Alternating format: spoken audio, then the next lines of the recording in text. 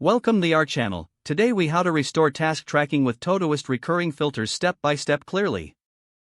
To restore task tracking with Todoist recurring filters, start by opening the Todoist app on your device. Log in to your Todoist account. Navigate to the Filters section in the left sidebar. Click on the plus Add Filter button to create a new filter. Name your filter to reflect its purpose, such as recurring tasks. In the filter query box, enter the criteria for the recurring. Use the syntax recurring to display your tasks that have recurring due dates. Add any additional filters based on project, priority, or label to refine your search. Click on the Add Filter button to save your new filter. Once the filter is created, click on it to see the list of tasks that match your criteria. Review the tasks displayed in the filter. To track progress, adjust the due dates or complete tasks as needed. If you want to see tasks organized by project, consider adding project-specific filters. To modify the filter at any time, click on the three dots next to the filter name.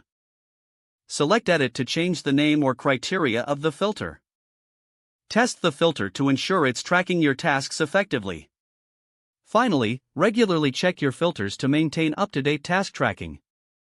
If the page does not load, refresh the browser or try again in a private or incognito window. Make sure you are using the correct email address, then retype it carefully to avoid small typos.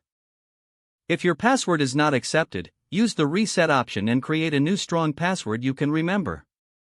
Check your spam folder for verification or security emails, then complete any requested confirmation steps.